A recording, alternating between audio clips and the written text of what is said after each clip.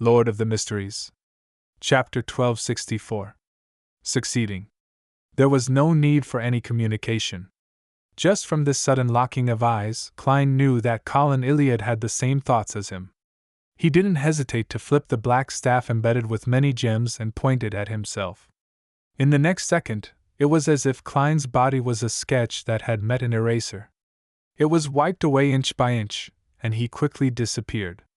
This was the power of concealment, one that also came from the leader of the ascetics of the Church of Evernight, Ariana.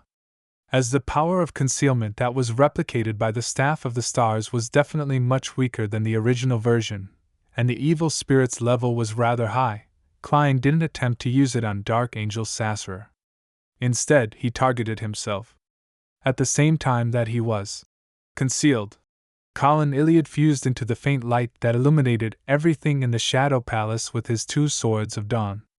Around Dark Angel Sassurer, who was dressed in a silver-threaded black robe, silver beams lit up one after another. Colin struck the evil spirit from different angles, forming a tornado that swept upwards. During this process, the gigantified Colin Iliad didn't appear at all. Furthermore, he hid his malicious intent, making it impossible for the enemy to determine where his next attack would come from. Derek Berg recovered from the shock and quickly condensed bright white, unshadowed spears, as he wildly thrust them forward. Amidst the crackling sounds, the unshadowed spears were either blocked by the black armor formed by the aura of degeneration, or by the layered silvery white sphere of lightning. He failed to truly hurt Dark Angel Sassurer, but it effectively affected his opponent's actions. While the two City of Silver demigods were holding back that special evil spirit, Klein, who was in a concealed state, approached the iron black throne. In his concealed state, he saw veiled scenes that were covered in a dark fog. He could only roughly tell where he was and what the surrounding objects were. He was unable to exert any influence on the outside world. If not for this, the moment he entered the concealed state, he could secretly control Sassurer's spirit body threads. It would be a method impossible to fend against. After rapidly approaching the iron black throne, Klein ended his concealed state, allowing his figure to instantly appear to the right of the target.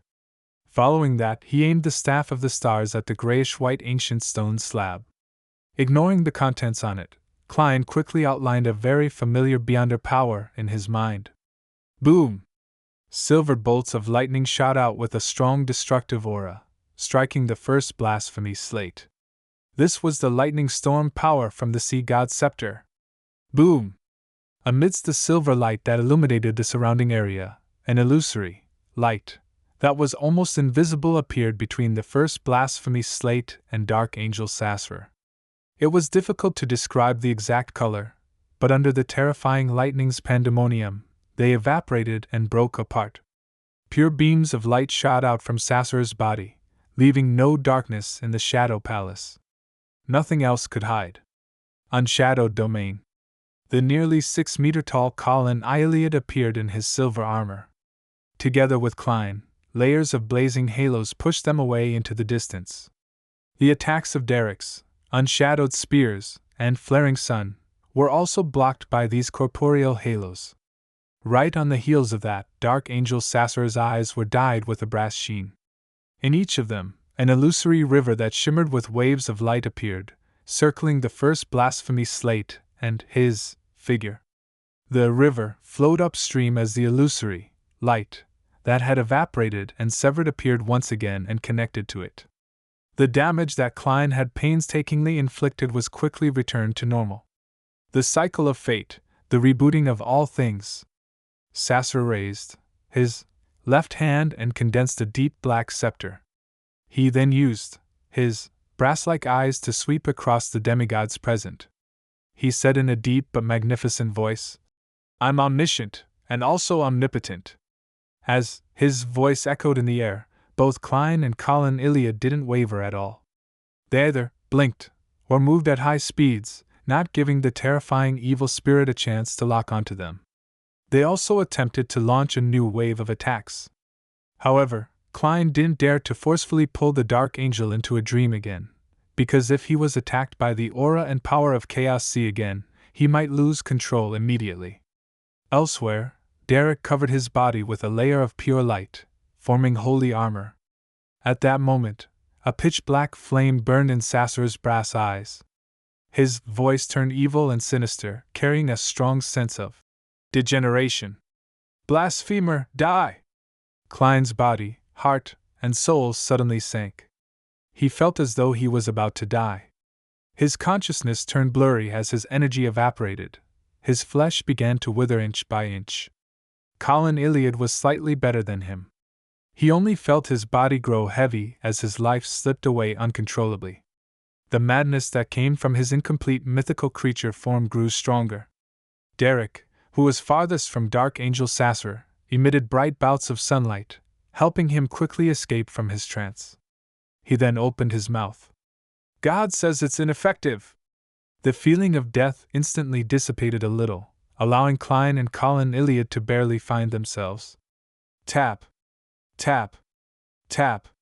The giant-like Colin Iliad rushed towards Dark Angel Sassur. Along the way, he kept changing his position, dodging unstoppable dark, sharp beams. In the blink of an eye, he had already closed in on the target. Dark Angel Sassur immediately pointed the pitch-black scepter ahead, causing Colin Iliad's body to produce a shadow within the unshadowed domain. The shadow came alive as it followed the legs of the city of Silver Chief, swallowing him. Gong! A distant bell sounded as though it had pierced through history.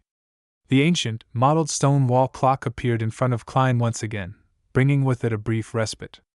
As he made use of this respite, Klein used the Staff of the Stars to reproduce the unshadowed spear, and cast it at Colin Iliad's shadow.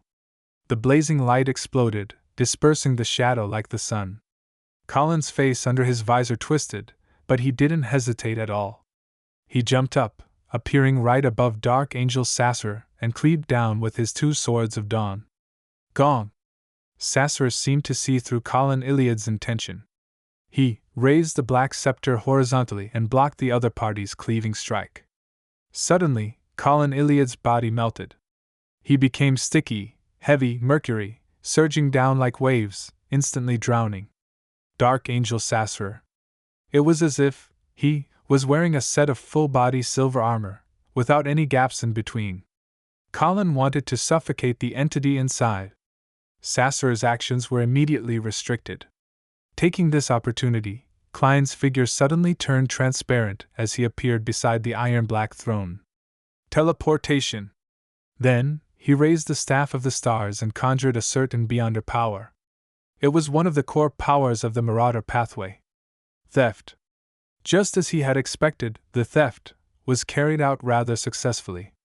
It was as though the current Sequence 2 angel, Pallas Zoroast, had personally taken action. The light that connected the Dark Angel and the first blasphemy slate separated from Sassur, shifting to Klein. At that instant, Klein's thoughts nearly exploded. The indescribable color and form appeared in front of him once again. It was abnormally illusory, as though it was a sea containing all secrets. Just as he was about to lose control due to the aura and powers of the Chaos Sea, the parts of his body that were corrupted by the true Creator suddenly experienced a change.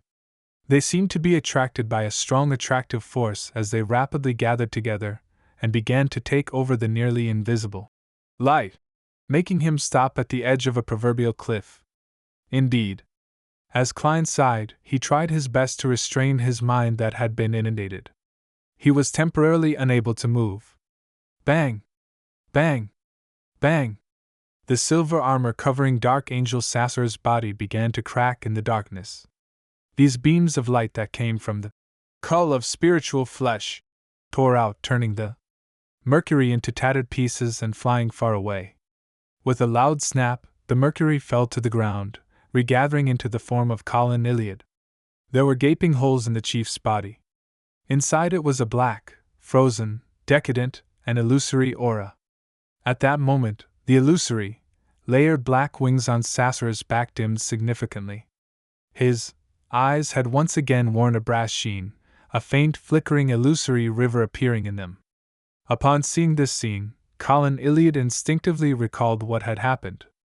As these thoughts flashed through his mind, He relied on his intuition to charge out without hesitation, filled with great resolve. His body ignited a transparent flame, emitting the bright light of dawn. These beams of light came from his soul, his body, his beyonder characteristic, and the two swords he struck out merged together, turning into a raging, violent storm that swept out. At this moment, Colin Iliad's eyes were filled with the light of dawn he created, and the towering figure dressed in a gorgeous black robe with illusory black wings. Bearing the light, he charged towards the light, Sasser. The terrifying hurricane of light instantly enveloped the dark angel, tearing at his body, interrupting the beyonder powers that he was about to use. It made the evil spirit that had lost the source of its power rapidly fade away amidst the fragments of light. When the light dissipated, holes appeared on Dark Angel Sasser's body. The layers of wings on his back were spread out, but he failed to borrow any strength. Colin Iliad immediately turned into sticky mercury, once again covering most of the evil spirit's body, restricting his movements. Then, the City of Silver Chief shouted in a low voice to Derek Berg, just like he did when he was facing Lovia. "Attack!"